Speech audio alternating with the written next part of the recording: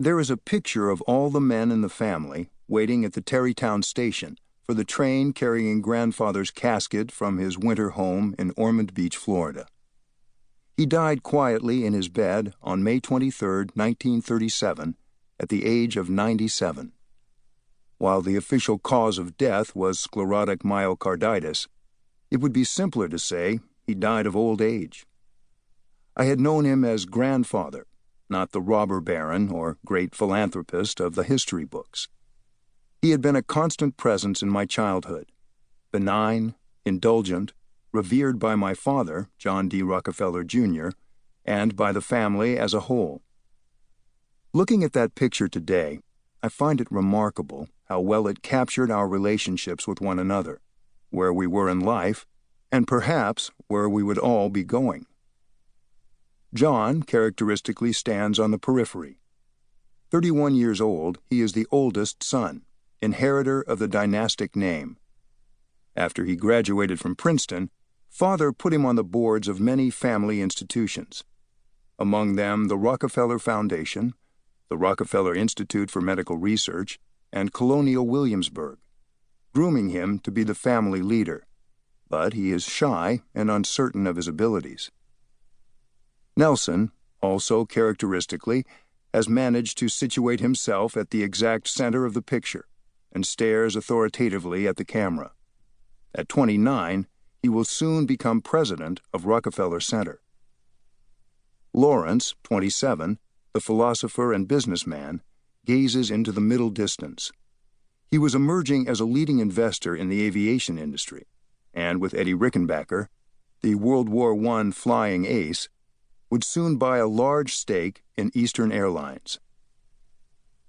Winthrop is the handsomest.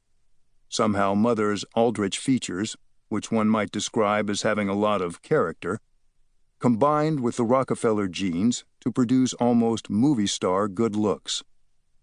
Win is the most troubled of us, never quite fitted in. Now 25, he is working as a roughneck in the Texas oil fields. I am the youngest, 21 years old, and look very wet behind the ears. I have just completed my first year of graduate work in economics at Harvard and will leave that summer to continue my studies at the London School of Economics. Father, beginning to show his 63 years, presides over us all, completely forthright, a friendly, kind face, perhaps a little distant.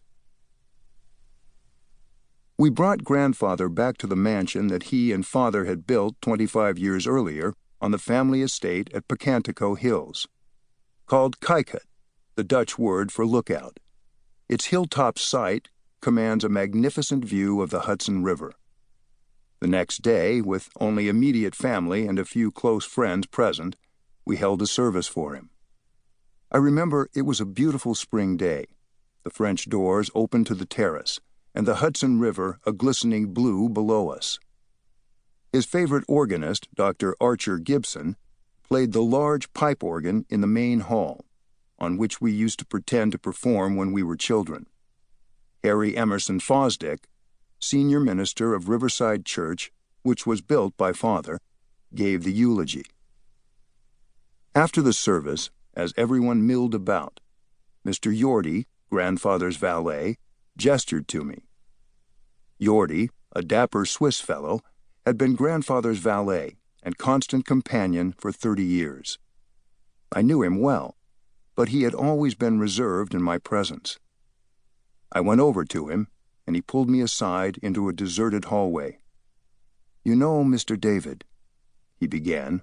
From as early as I can remember, the staff always addressed us in that way, Mr. Rockefeller, being too confusing with so many of us having that name, and first names would have been too familiar.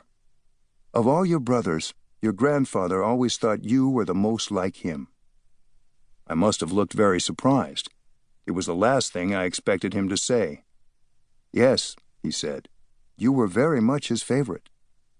I thanked him somewhat awkwardly, but he just waved his hand and said, No, I just thought you should know." I didn't really know what to make of it. I thought it would have been Nelson, but I couldn't pretend I wasn't pleased.